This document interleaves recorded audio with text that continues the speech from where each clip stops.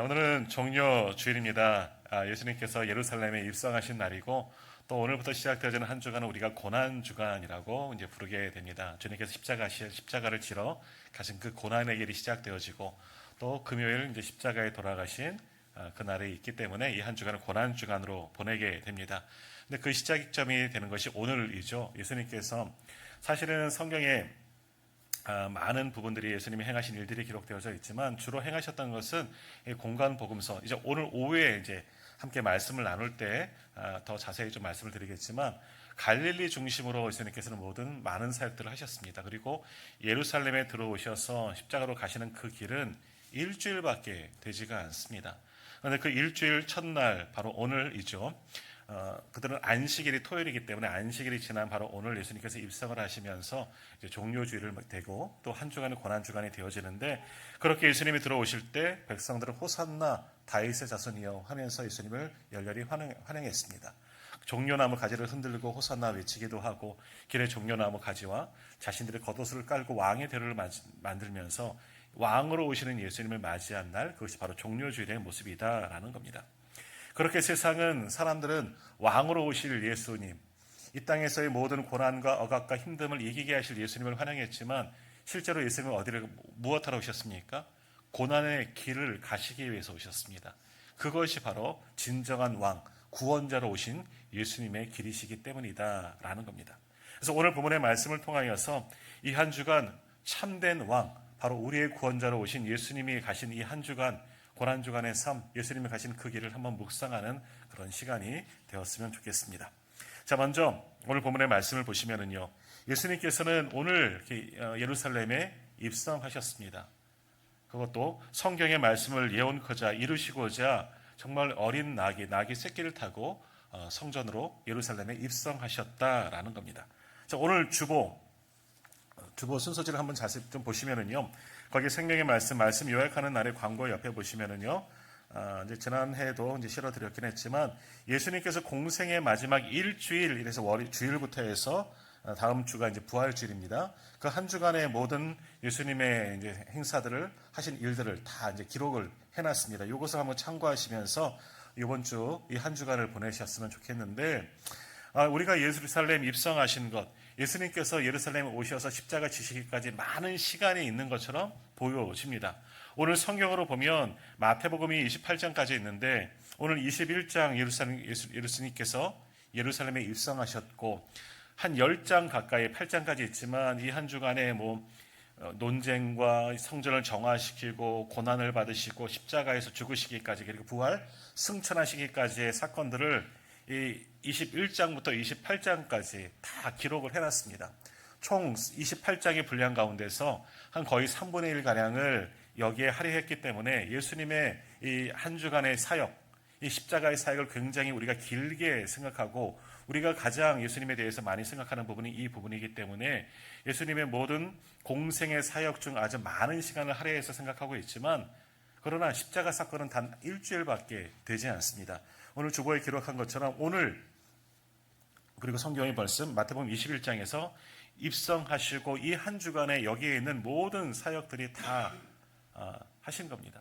이거 굉장히 긴 시간이 아니라 한 주간의 삶 속에서 십자가를 지시기 위해서 예루살렘에 들어오셨고 모든 공생의 마무리를 하셨고 그다음에 고난과 십자가에서 죽음까지 이 한 주간에 다 마치셨다라는 겁니다.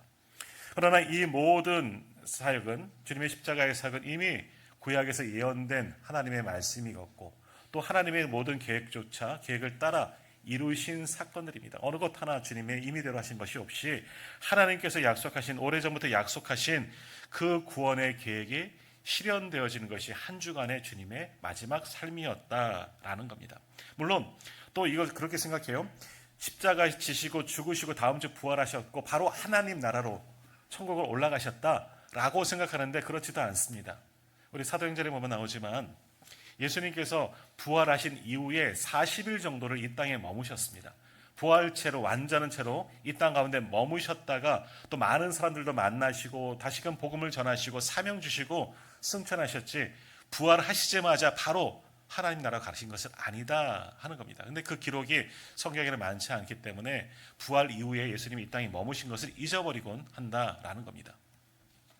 자, 이렇게 예수님은 십자가를 지시기 위해서 예언의 말씀들을 정확하게 이루시고자 오늘 예루살렘에 입성하셨고 한 주간의 고난주간의 사역이 시작되었습니다. 그렇게 예수님이 예루살렘에 입성하시기 전 오늘 보면 1절과 2절 말씀을 보면 제자들을 통해서 성경의 말씀을 이루고자 준비하게 하시는데요. 한번 읽어보겠습니다. 1절과 2절 마태복음 21장 1절 2절 우리 같이 읽겠습니다. 그들이 예루살렘에 가까이 가서 감람산 벳박에 이르렀을 때에 예수께서 두 제자를 보내시며 이르시되 너희는 맞은편 마을로 가라. 그리하면 곧 매인 나귀와 나귀 새끼가 함께 있는 것을 보리니 풀어 내게로 끌고 오라. 아멘. 이 말씀을 보시면은요, 예수님께서 이제 예루살렘에 들어가실 때에 감람산 근처 벳박이라는 지역, 예루살렘에서 가까운 곳입니다. 이제 거기에서 제자를 보내셔서 준비케 하시는데 나귀 새끼를 하나 데리고 가지고 와라라고 말씀합니다. 근데 주님의 것도 아닙니다. 어디에 가면 맞은편 마을로 가면 매여 있는 묶여 있는 나귀하고 그 나귀의 새끼가 있을 거다. 그러면 그 나귀 새끼를 가지고 와라라고 물으십니다. 그리고 읽지는 않았지만 3절에 보시면 그거 왜 가져가요? 라고 누가 물으면 3절 말씀 보십시오. 만일 누가 무슨 말을 하거든 주가 쓰시겠다 하라. 그리하면 즉시 보내리라 라는 말씀도 하십니다. 그러니까 어디에 가면 무엇이 있는지 예수님은 정확하게 아셨다는 거죠. 왜 나귀를 갖고 오는 것, 또 나귀 새끼를 갖고 와야 하는지, 그리고 그 나귀 새끼가 어디에 있는지 정확하게 아셨다는 것은 예수님이 하나님의 계획을 다 아시기 때문이다라는 겁니다. 지금 예수님도 어떻게 예루살렘에 갑자기 왔더니 갑자기 몰아붙여서 십자가를 지시는 것이 아니라 이 모든 사건이 다 이루어 주실 것을 이미 알고 계셨습니다. 구약에 예언된 말씀이고 이것이 이 한 주간에 다 진행될 것을 주님은 알고 계셨다는 겁니다. 이것이 또한 하나님의 계획과 하나님의 뜻이었다는 거죠. 그저 예수님께서 즉흥적으로 유월절을 맞이하기 때문에 오셨던 것도 아니고 그냥 어쩌다가 이렇게 사람들에게 붙잡혀서 빌라도의 법정까지 가셔 체포되고 죽으신 것이 아니라 하나님의 계획, 하나님의 뜻을 이루시고자 주님도 그것을 다 아시고자 지금 예루살렘에 입성하게 되셨다 하는 겁니다. 더욱이 오늘 본문의 말씀, 이 나귀 새끼를 타는 것은 이미 구약에 예언된 말씀입니다. 스가랴 9장 9절의 말씀에 보시면은요, 오늘 그것이 5절 말씀인데요. 시온 딸에게 이르기를 내 왕이 내게 임하나니 그는 겸손하의 나귀 곧 멍에 매는 짐승의 새끼를 탔도다 하는 말씀이 스가랴, 벌써 예수님이 오시기 전 이 사건이 있기 수백 년 전에 스가랴라는 선지자를 통하여서 예언된 말씀입니다.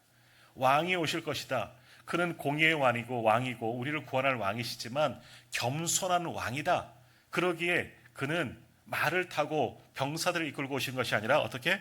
짐승의 새끼, 멍에 매는 짐승의 새끼, 오늘 말씀에 나오는 대로 나귀, 아주 어린 나귀를 타고 입성하게 되었다 하는 겁니다. 주님은 십자가를 지시기 위해서 오셨지만 그것을 다 알고 오셨지만 어느 것 하나 자신의 뜻대로 하시는 것이 아니라 그것조차 하나님의 뜻에 순종하여 이 십자가의 길을 마지막까지 가셨다 하는 겁니다. 지금 이 나귀를 타는 것도 마찬가지예요. 오늘 아침에도 우리 교회 학교에서 동일한 말씀을 가지고 우리가 함께 말씀을 나누었는데 아이들은 이렇게 영상을 보면서 PPT를 보면서 하기 때문에 저 실감나게 볼 수는 있겠지만 한번 상상해 보십시오. 예수님이 입성하십니다. 예수님에 대한 소문을 듣고 예수님이 예루살렘에 오신다는 이야기를 듣고 이미 수많은 사람들이 그 예루살렘에 가는 길에 다 나와 있는 겁니다. 왜?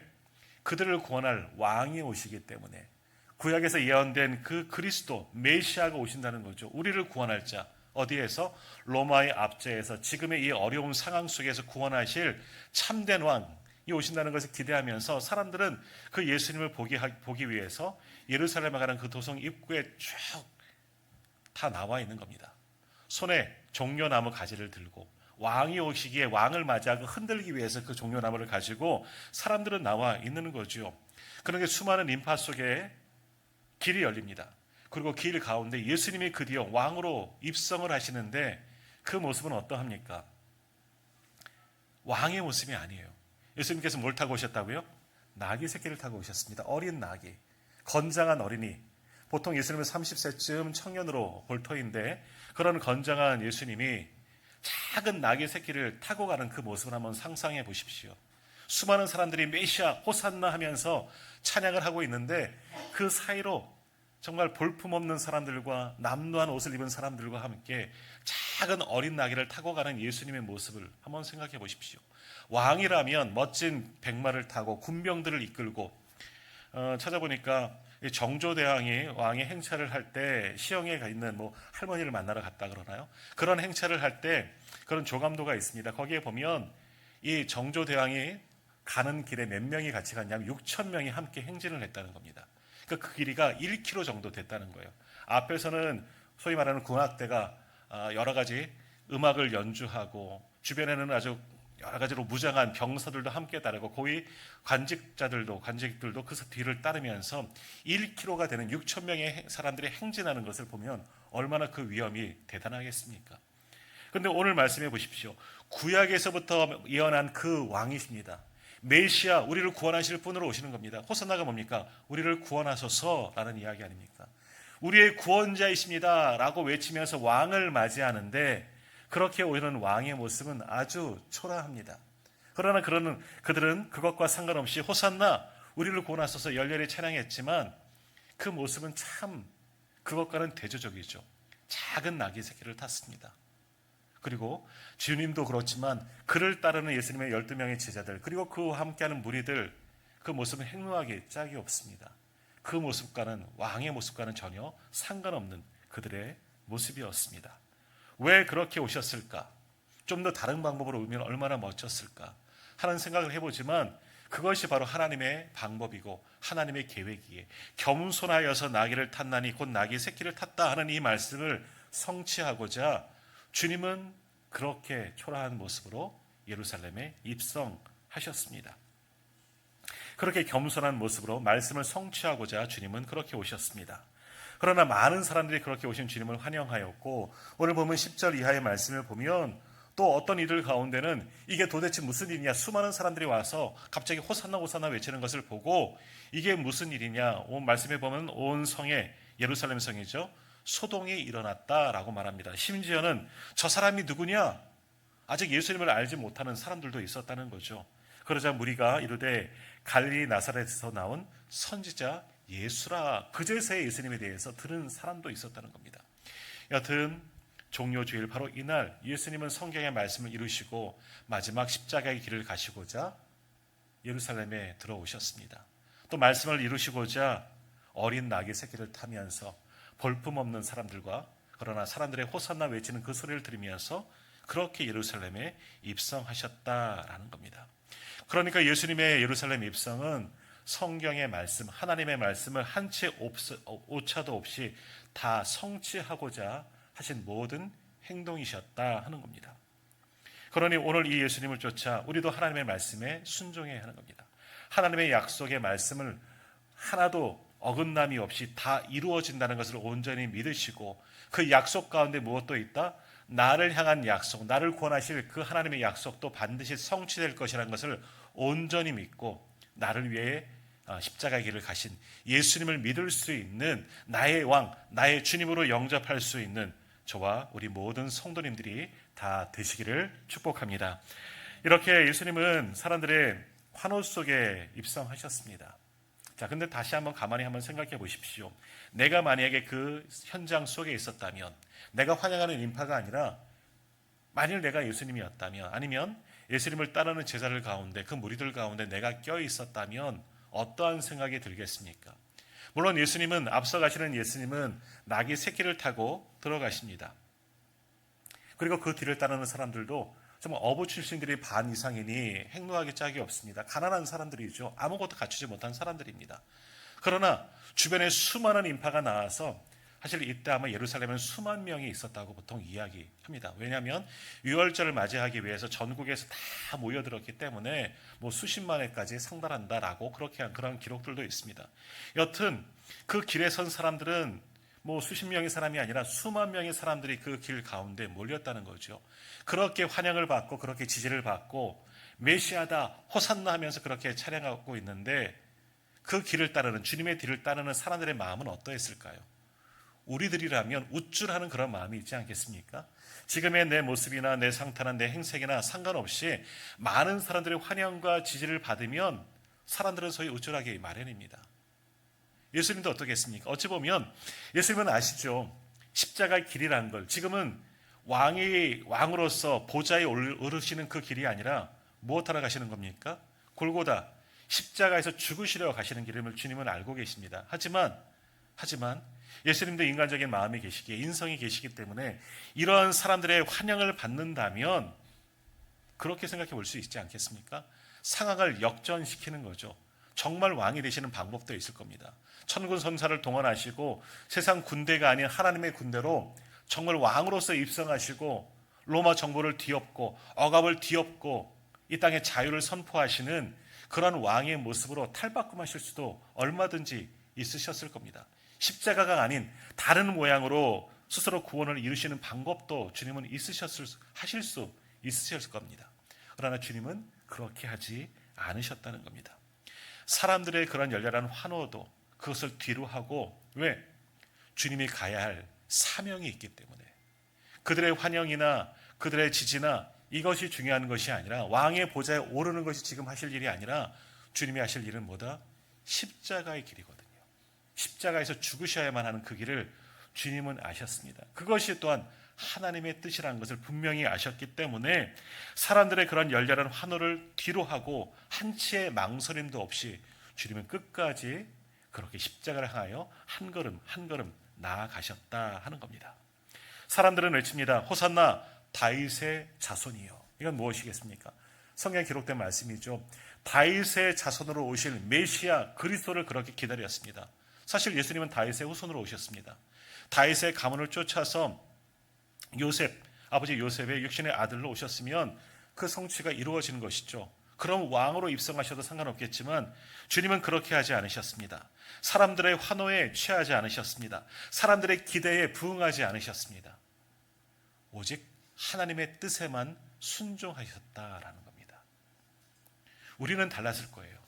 만일 우리도 이러한 마음이 있더라도 사람들이 그렇게 환영하였다면, 지지하였다면 우리는 뜻을 돌이키고 사람들이 기대하는 모습으로 그렇게 들어가지는 않았을까 하는 그런 생각을 해보게 됩니다. 그러나 주님은 그렇게 하지 않았습니다. 이것만이 하나님의 뜻이고 이렇게 해야지만, 십자가를 가야지만, 십자가에서 죽어야만 모든 사람들이, 바로 우리가 구원받을 수 있기에, 그것이 하나님의 방법이기에 외롭지만 그리고 두렵지만 그 환대를 다 물리치시고 어찌 보면 귀를 닫으신 채, 눈을 가리신 채 십자가만을 바라보면서 뚜벅뚜벅 가는 그 주님의 모습을 보게 됩니다. 그러므로 예루살렘의 입성은 이제 사역의 끝이 아닙니다. 십자가에서 죽으심으로 이제 끝난 것 같지만 그것은 끝이 아니라 새로운 시작인 줄 믿습니다. 어떤 시작입니까? 우리의 구원을 위한, 우리로 거듭나게 하기 위한 새로운 시작이 바로 이 주님의 마지막 가는 이 길이라 할 수가 있는 겁니다. 오늘 주님은 그렇게 하나님의 뜻을 아시기에 사람들의 환영을 뒤로한 채 그렇게 십자가만 바라보며 묵묵히 앞으로 나아가셨고, 하나님의 뜻을 이루시고자 십자가 위에서 당신의 목숨을 내어주시면서 죽기까지 모든 것을 다 이루셨습니다. 바로 나를 구원하시기 위해서. 그렇게 주님은 그렇게 가셨습니다. 자, 오늘 우리는 종료주일을 맞이하면서 우리 스스로에게 한번 질문해 보십시오. 나는 주님을 지금 어떻게 생각하고 있습니까? 주님은 나에게 어떠한 분이십니까? 만일 우리도 2000년 전이었다면 주님을 어떤 모양으로 기대했겠습니까? 주님은 나의 죄를 씻기 위한 그리스도이십니다. 구세주이십니다. 그렇게 주님을 맞이하겠습니까? 아닐 겁니다.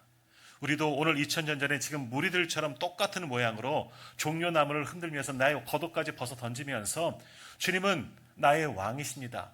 이 속박 가운데, 이 억눌림 가운데, 이 가난 가운데 나를 구원하실 나의 왕이십니다. 그것만 바라보면서 주님을 환영하고 있지는 않겠습니까? 오늘 백성들의 모습을 보십시오. 이렇게 환영하였지만 그들이 며칠 후면, 오늘 이장님도 기도해 주셨지만 주님을 배신하는 입술이 되어버리지 않았습니까? 얼마 전, 며칠 전이에요. 몇 달 전, 몇 년 전이 아니라 불과 며칠 전, 몇 시간 전 호산나 했던 그 입술들이 어떻게 변합니까? 예수를 십자가에 못 박으라. 조금 전에는 왕으로 환영했잖아요. 그들이 왜 바뀌었나요? 예수를 못 박으라, 십자가에서 죽이라, 왜 저주하는 입술이 되어버리고 말았습니까? 주님이 그 가시는 길이 자신들의 기대에 어긋났기 때문이잖아요.